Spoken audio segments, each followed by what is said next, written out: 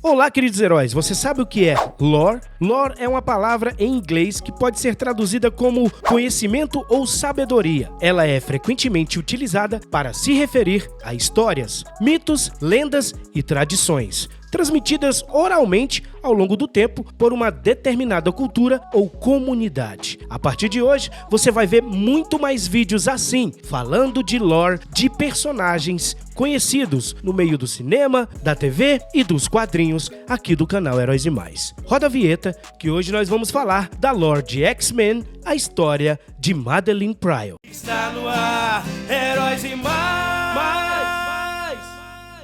A primeira aparição de Madelyne Pryor foi em Fabulosos X-Men Volume 1, número 168, nos Estados Unidos. A famosa edição onde Kitty Pryde declara que o professor Xavier é um babaca, publicada em abril de 1983. Depois que ele manda Kitty para a equipe dos Novos Mutantes, comandada por Magneto, mesmo que isso fosse contra a vontade dela. O quadrinho foi escrito por Chris Claremont e desenhado por Paul Smith. Nessa edição, Scott Summers encontra uma mulher em um voo do Alasca, extremamente parecida com Jean Grey. E não é extremamente parecida. Ela é cagada e cuspida a Jean Grey, meus queridos heróis. É o clone, Jean Grey 2.0. Desde sua aparição, Madelyne foi confundida por diversas pessoas devido à sua semelhança assustadora com Jean Grey, o que fez com que muitas pessoas acreditassem que ela, na verdade, era a mutante renascida. Para deixar as coisas ainda mais suspeitas, ela possui uma conexão mental com o professor Xavier, além de ser a única sobrevivente de um misterioso acidente de avião, que aconteceu no mesmo instante em que Jean Grey tirava sua própria vida na Lua. A verdade é que tudo, desde sua aparência, habilidades e conexão com os X-Men, foi obra do Senhor Sinistro, que criou Madelyne como clone da Jean Grey, buscando ter uma forma de criar um ser extremamente poderoso, o filho de Jean Grey e Ciclope, que seria capaz de derrotar o Apocalipse. Essa treta do Apocalipse com o Sinistro a gente vai deixar para um outro vídeo.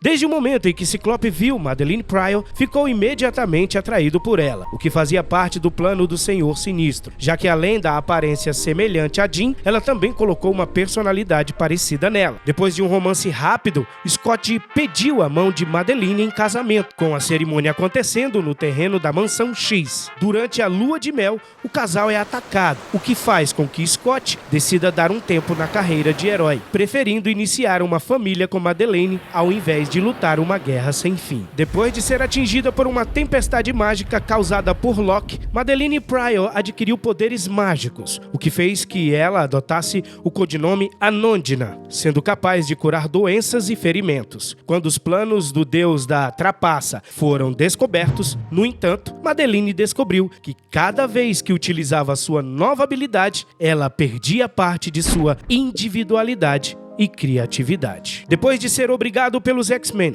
Loki cancelou seu encantamento, o que fez com que todas as curas estabelecidas por Anondina fossem revogadas, incluindo a necessidade de Scott de utilizar seus óculos especiais para controlar seus poderes. Pouco tempo após essa mudança, Madelyne anunciou que estava grávida. Mesmo com Madelyne grávida, Scott decidiu voltar para os X-Men, deixando a moça na mansão. Sempre que uma nova missão surgia, Madelyne ficava na mansão e só. A consequência disso foi Madelyne sentindo seu marido se afastar dela, dando mais atenção ao trabalho do que para ela. Em uma das missões dos mutantes, ela deu à luz ao seu filho, Nathan Christopher Charles Summers, sozinha na cozinha da mansão. Criança essa que logo seria conhecida como Cable. Depois do nascimento do seu filho, Ciclope batalhou com Tempestade pela liderança dos X-Men, mas acabou perdendo a disputa depois que Madelyne, pela primeira vez,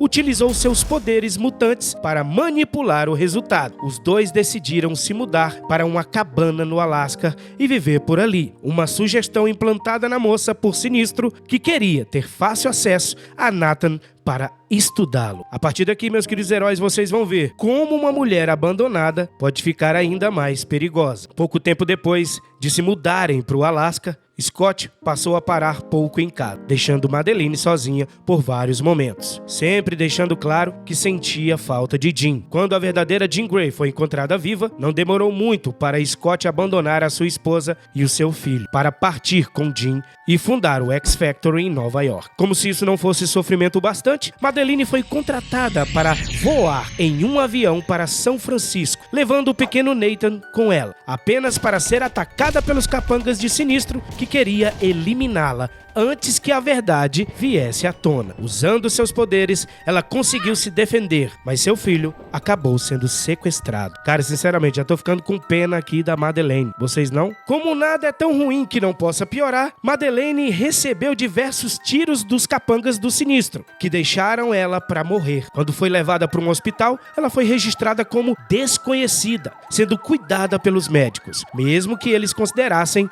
um caso perdido. Depois de ficar meses em coma, Madeleine conseguiu se recuperar, mas não havia nenhum registro dela ou do seu filho em todo o mundo, já que o Sinistro havia apagado a existência dela do mundo. Entrando em contato com os X-Men, eles a defenderam de um novo ataque das forças do vilão, logo após Madeleine brigar com Scott por seu abandono. Voltando a interagir então com os X-Men, Madeleine se aproximou de Alex Summers, o irmão do Ciclope. Porém, uma conexão mais intensa foi impedida depois do ataque do vilão demoníaco conhecido como Adversário. Para conseguir prendê-lo, era necessário a essência de 9 almas para selar um portal, mas apenas 8 X-Men estavam presentes no momento. Assim sendo, Madeleine se sacrificou, garantindo que o inimigo fosse contido. Quando os heróis foram ressuscitados pela entidade Roma, Madeleine ficou junto dos X-Men, que agora agiam em sigilo, até mesmo dos outros mutantes. Enquanto assistia à televisão, aguardando o retorno dos X-Men, Madeleine viu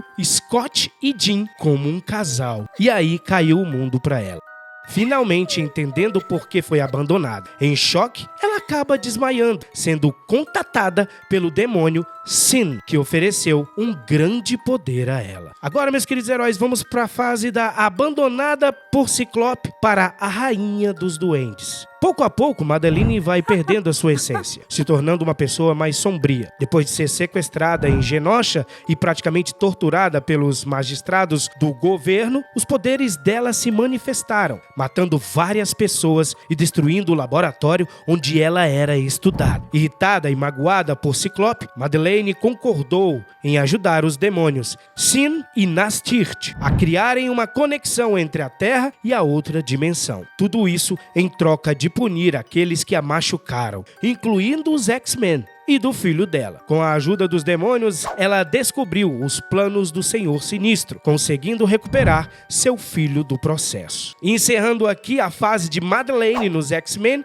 nós temos a saga Inferno. A Rainha dos Duendes, Madeleine, foi ficando cada vez mais louca, confrontando o X-Factor e culpando Jean e Scott por toda a desgraça que havia acontecido em sua vida, criando uma guerra entre X-Factor e os X-Men. Algum tempo depois, a Rainha dos Duendes tentou sacrificar o seu próprio filho e mais 9 bebês mutantes para finalizar o trabalho dos demônios e manter um portal entre a Terra e o Limbo permanentemente abertos. Sendo confrontada pelos X-Men e X-Factor, Madeleine prendeu a si mesma e Jean Grey dentro de uma bolha psíquica, usando poder suficiente para matar todos em seu alcance, com a intenção de tirar a sua própria vida no processo. Jean e seus amigos conseguem se salvar, mas a vilã morre, tendo parte de suas memórias fundidas com Jean Grey. Depois disso, meus queridos heróis, ela retornou várias outras vezes, sendo ressuscitada e manipulada por vilões diferentes, e outras versões suas foram feitas pelo Senhor Sinistro, porém nenhuma com grande impacto como essas que a gente acabou de ler aqui. Deixe seu comentário, deixa aí o seu like e até a próxima, Lore!